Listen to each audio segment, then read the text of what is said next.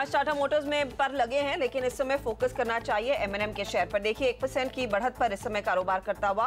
मार्च की बिक्री के आंकड़े आ गए हैं 19,688 ट्रैक्टर इन्होंने बेचे हैं, तो फिलहाल ये ट्रैक्टर की बिक्री का आंकड़ा आया है मार्च वाला। आगे फुल ऑटो कंपनी के जो टोटल सेल्स आएंगे उस पर भी हमारी नजरें रहेंगी, लेकिन वो स्टॉक देखिए निचले लेवल से कुछ रिकवरी दिखाता हुआ।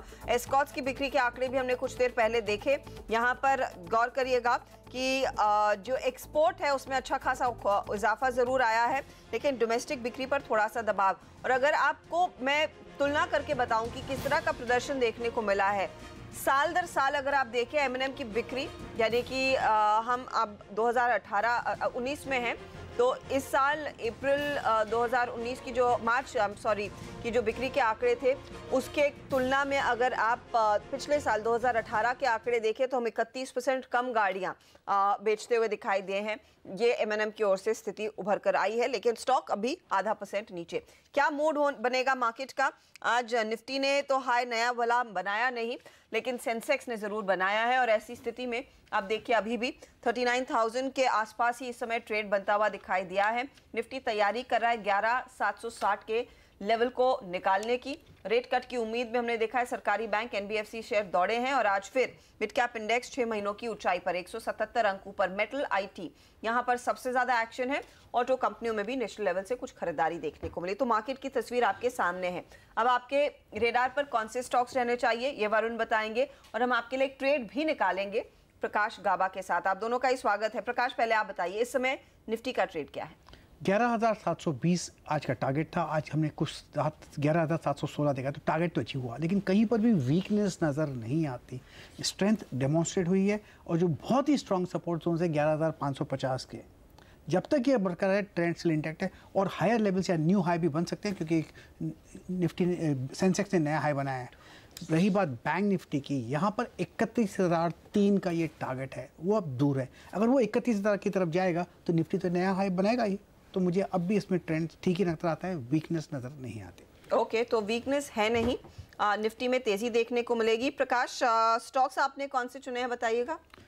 लुपिन मुझे अच्छा लगता है। लुपिन के हिसाब से बहुत अच्छा बेस बना है, और जो आज मूव मिला है ये ब्रेकआउट गैप कहते हैं इसे। टेक्निकल टारगेट अंदर आपसे कुछ 785 के हैं, मुझे लगता है वहाँ तक तो चला जाएगा, और थोड़ा ज़्यादा वक्त देंगे तो और हायर लेवल देखने को मिल सकते हैं। स्टॉप होगा 743 का लुपिन में। और दूसरा स्टॉक है बैंकिंग क्षेत्र से पंजाब नेशनल बैंक। ट्रेड कर रहा है, अच्छी जगह से एक अप मूव मिला है, और इसका जो एक फ्रेश अप मोमेंटम शुरू हुआ है, इसका टारगेट कुछ 103 का है, 100 पार कर लेगा, और 97 का एक स्टॉप होना चाहिए। ओके, ये PNB 103 का टारगेट, 97 का स्टॉप लॉस, और साथ ही लुपिन में भी तेजी की पोजीशन आप लेकर चलें। अच्छा, M&M आपकी स्क्रीन पर एक बार फिर लेकर आते हैं। 62,952 गाड़ियां इन्होंने बेची हैं। ये टोटल सेल्स की आंकड़े आ चुके हैं कंपनी की ओर से। ये इनफैक्ट 1% का उछाल दिखा रहा है। एक्सपोर्ट्स में करीब 15% का उछाल, इसीलिए वो स्टॉक आउट परफॉर्म करता हुआ। तो भले ही ट्रैक्टर बिजनेस पे प्रेशर अभी भी रहा हो, लेकिन टोटल बिक्री के जो आंकड़े हैं वो अच्छे हैं। एक ब्रेकडाउन भी आपके लिए लेकर आएंगे कि यहाँ पर पैसेंजर व्हीकल और कमर्शियल व्हीकल में किस तरह का ग्रोथ देखने को मिला है। हाल ही में जो इन्होंने गाड़ियां लॉन्च की उसका कितना फायदा मिला, वो डिटेल्स आएंगे जरूर, लेकिन प्रकाश उस पर फटाफट एक राय दीजिए। लगभग 1% ऊपर है स्टॉक। वेल, आज का लो होना चाहिए स्टॉक, अप ऑन है 690 मेरे ख्याल से जाना चाहिए, जो आप रिसेंटली हमने हाई देखा है। तो ट्रेंड वीक नहीं है यहाँ पर, लेकिन साइडवेज मूव मिल सकता है।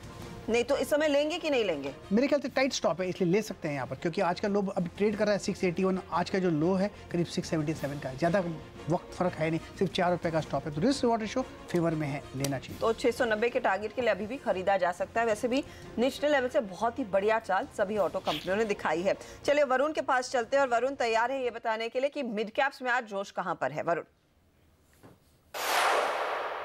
देखिए मिड कैप इंडेक्स तो करीब 6-6.5 महीने के ऊंचाई पे ट्रेड कर रहा है, और आज 3 सेक्टर्स इनफैक्ट मेरे रडार पे है। सबसे पहले तो बैंक्स, और खासकर वहां भी PSU बैंक स्पेस जो है वहां गजब की तेजी देखने मिली है।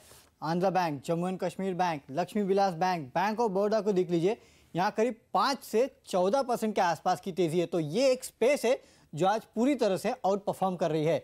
दूसरा है मेटल्स और माइनिंग काउंटर। सेल, JSPL जैसे काउंटर है जो 3 से 4 महीने के हाईस पे ट्रेड कर रहे हैं। देखिए दोनों काउंटर्स में 3 से 4.5% के आसपास की तेजी है।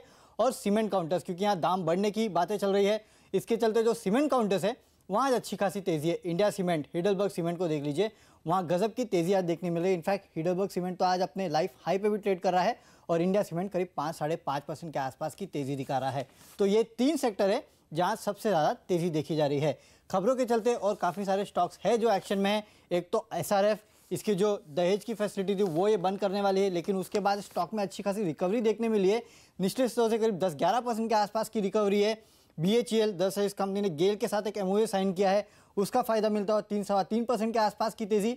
एम्बेसी ऑफिस पार्क्स रीट्स, आज इसकी लिस्टिंग हुई है और लिस्टिंग के बाद देखिए स्टॉक में करीब 5% के गेन से क्रॉम्पटन कंज्यूमर्स पे ब्रोकरेज हाउस अब इस काउंटर पे बुलिश हो रहे हैं। गोल्डमैन सैक्स ने इसका प्राइस टारगेट बढ़ा दिया है और उसका इंपैक्ट देखने मिल रहा है। 4% के गेंस इस काउंटर में देखे जा रहे हैं। इसके अलावा जिन काउंटर्स में आज तेजी है उसमें देखिए काफ़ी हद तक ऑटो एंसिलरी काउंटर्स में तेजी है। मदरसन सुमी करीब 3-3.5%, डिश टीवी 3%, वोकार्ड और PNB हाउसिंग फाइनेंस जैसे काउंटर है जहां जम के खरीदारी हो रही है। लेकिन जिन काउंटर्स में गिरावट है उसमें REC जैसे काउंटर है। इनफैक्ट REC PFC दोनों ही काउंटर्स में दबाव है। कुछ दिन पहले अच्छी रैली देखने मिली थी। इसके अलावा प्रेस्टीज एस्टेट, रिलायंस पावर और टोरेंट फार्मा जैसे काउंटर्स है जहां दबाव देखा जा रहा है। तो कुछ चुनिंदा काउंटर्स ये जहां दबाव है, लेकिन लार्जली तेजी के सौदे पड़ रहे हैं और खासकर 3 सेक्टर मेटल्स और माइनिंग, सीमेंट और खासकर बैंक्स में जम की खरीदारी है। जी हाँ, और काफी ज्यादा जोश। और आपने बैंक्स का जिक्र किया, बैंक्स के लिए तो माहौल भी ऐसा बन रहा है। दरअसल 4 अप्रैल यानी कि इसी हफ्ते क्रेडिट पॉलिसी आने वाली है और कॉर्पोरेट इंडिया के साथ बाजार के दिग्गज सभी एक सुर में कह रहे हैं कि इस बार क्रेडिट पॉलिसी में दरें घटेंगी। पूरा भरोसा है कि दरों में कटौती होगी। लगभग 1/4 बेसिस पॉइंट यानी कि 0.25% का रेट कट संभव है। नीलेश शाह, आदि गोदरेज सब मानते हैं कि ये रेट कट आएगा। इन्फ्लेशन थोड़ा लो है, फूड इन्फ्लेशन कम है, बट मानसून आ रहे हैं, पता नहीं क्या होगा मानसून में। सो RBI का प्रेरोगेटिव है, मॉनेटरी पॉलिसी कमेटी का। मार्केट ने इस वक्त 25 बेसिस पॉइंट की रेट कट प्राइस की है, बट मोर इम्पॉर्टेंटली उन्हें आने वाले समय में भी एश्योरेंस चाहिए कि रेट कट टेबल के ऊपर है। पिछली क्रेडिट पॉलिसी और इस वक्त की क्रेडिट पॉलिसी में जो थोड़ा फ़र्क हुआ है वो ये है कि महंगाई का दर काबू में रहा है और ग्लोबली ब्याज के दरों में कटौती होनी चालू हुई है। 4 अप्रैल पे मैं समझता हूं कि 25 बेसिस पॉइंट का घटौता होगा।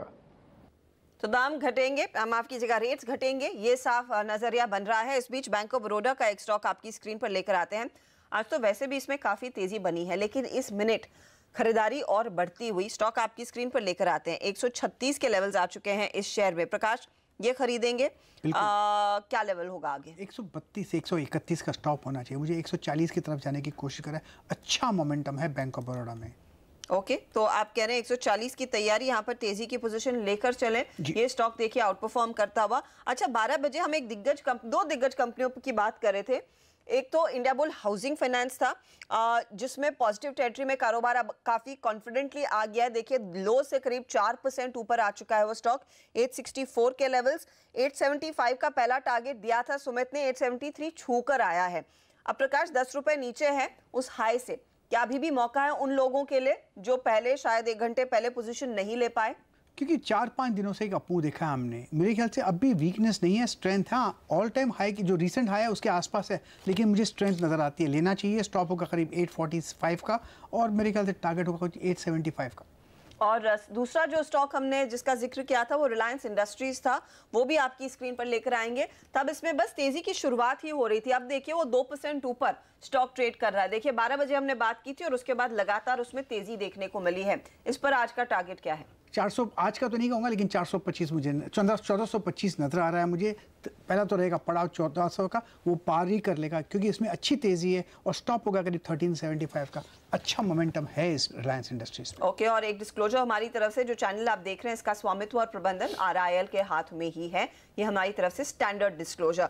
बाजार में चौतरफा तेजी, माहौल अच्छा है, लेकिन ऐसी स्थिति में कई ऐसी सरकारी कंपनियां हैं जिनके निवेशकों को इशू प्राइस या फिर ऑफर फॉर सेल के भाव अभी भी नहीं दिखाई दे रहे हैं। वो तरस रहे हैं कि उन हाइज पर कब मार्केट्स ले जाएंगे इन शेयरों को। तो कौन से वो स्टॉक्स है जो निराश कर रहे हैं बाजार को या फिर निवेशकों को? वरुण हमारे साथ है। वरुण, बताइए।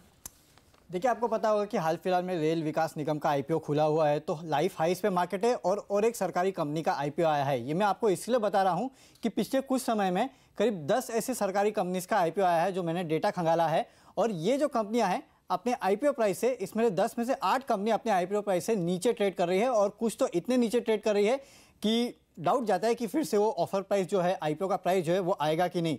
न्यू इंडिया एश्योरेंस को देख लीजिए, अपने ऑफर प्राइस से करीब 52% के आसपास की गिरावट दिखा चुका है।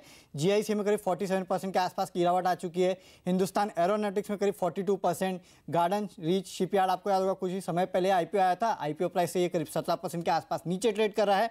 और ऐसा ही हाल इरकॉन, हुडको और कोचिन शिपयार्ड का है जो अपने आईपीओ प्राइस से नीचे ट्रेड कर रहे हैं। केवल 2 कंपनी हैं, राइट्स और मिश्र धातु, जो अपने आईपीओ प्राइस से अच्छी खासी तेजी दिखा चुके हैं। अब मैंने आपको रेल विकास निगम का जिक्र किया और लाइफ हाई पे मार्केट, इसका जिक्र इसलिए किया क्योंकि सरकार की जो आईपीओ या ओएफएस की टाइमिंग है ना, वो काफ़ी सटीक रहती है। और जितनी भी कंपनीज है, सरकार ने जहां आईपीओ लाया है या फिर ओएफएस लाया है, वो अपने ऑफर प्राइस से नीचे ही ट्रेड कर रही है। इनफैक्ट ओएफएस में देख लीजिए, Coal India, NMDC, NFL, Hindustan Copper, NLC, NTPC, Nalco, BEL, RCF, ये जितने ओएफएस लाई थी सरकार, ये सब अपने ओएफएस के प्राइस से नीचे ट्रेड कर रही है। और आईपीओ के बारे में मैंने आपको बताया कि 10 में से 8 आईपीओ अपने आईपीओ प्राइस से नीचे ट्रेड कर रहे हैं। तो इन्वेस्टर्स को फायदा हो ना हो, इनफैक्ट इन्वेस्टर्स को तो दिख रहा है कि नुकसान ही होता है, लेकिन सरकार की जो पैसा जुटाने की टाइमिंग है ना, वो काफ़ी सटीक है, ये इससे साफ पता चलता है। शुक्रिया वरुण इस अपडेट के लिए। वापस लौटते हैं मार्केट्स पर और इस समय के जो मूवर्स हैं उन्हीं का जिक्र करते हैं, क्योंकि वरुण बात कर रहे थे सरकारी कंपनियों की। 2 सरकारी कंपनियां हैं प्रकाश जिस पर काफी भरोसा है मार्केट को, बीईएल और बीएमएल। यहाँ पर लोगों ने अपने हाथ जलाए जरूर हैं थोड़े बहुत, लेकिन रिटर्न भी थोड़ा सा मिला है। बीईएल का चार्ट देखिए और ये बताइए क्या ये तेजी का ट्रेड जो आज दिख रहा है वो आगे जारी रहेगा। वायदे बाजार में बीईएल में भारत इलेक्ट्रॉनिक्स में भरपूर जोश है। मैं तो ये बात कहूँगा कि यहाँ पर जो बेस बना हुआ है, बहुत बढ़िया बेस बना हुआ है। कुछ भी जो बेस बना हुआ है कुछ 1-1.5 साल का बना हुआ है। यहाँ से एक निकलने की गुंजाइश है। वो 100 जब भी क्रॉस हो जाएगा, लगता है कि निकल जाएगा। यहाँ पर बॉटम आउट प्रोसेस शुरू है और मुझे लगता है ख़त्म होगा। मुझे इसका टारगेट करीब 110 से 120 नज़र आता है। अब ट्रेड कर रहा है 96 में, लेना चाहिए। और अगर टाइट स्टॉप चाहिए तो टाइट होना चाहिए, स्टॉप 93 का होल्ड करना चाहिए। मुझे लगता है ये 100 पार ही कर लेगा, 110 और 120 मैटर ऑफ टाइम। ओके, तो 100 के पार जाएगा ये काउंटर, 110 120 तक के लेवल्स भी देखने को मिलेंगे। ये फिलहाल आपके लिए एक मोमेंटम ट्रेड। बीईएल 3% ऊपर, ओपन इंटरेस्ट के नाम पर देखिए 8% से ज्यादा का उछाल देखने को मिला है। 23 लाख शेयरों से ज्यादा का कारोबार हो चुका है इस पर्टिकुलर। बीएमएल में भी दिख रहा है, बताइए सर यहाँ पर क्या लेवल्स रहेंगे? बीएमएल का जो बॉटमिंग आउट प्रोसेस है वो कंफर्मेशन आ गया है। जब वो ब्रेकआउट मिल गया करीब 915 का, वहाँ पर संकेत दे दिया कि अब मैं ऊपर ही जा रहा हूँ। मुझे इसका टारगेट अभी 1020 पे ट्रेड कर रहा है। थोड़ा वक्त देंगे तो 1100 और उसके ऊपर भी हायर लेवल्स देखने को मिलेंगे।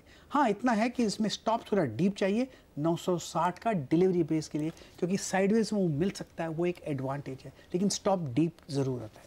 अच्छा, वैसे एक और सरकारी कंपनी स्क्रीन पर आई है मेरे, लेकिन वक्त हो रहा है एक छोटे ब्रेक का, तो ब्रेक लेंगे, लौटेंगे, उस सरकारी कंपनियों का जिक्र करेंगे जहां पर इस समय हाईस पर ट्रेड हो रहा है और मौका है या नहीं ये प्रकाश बताएंगे। साथ ही टेलीकॉम कंपनियों के लिए भी एक अपडेट आ रहा है कि 5G का ट्रायल जल्द शुरू होगा। बने रहिए CNBC आवाज पर, ये तमाम खबरें आगे।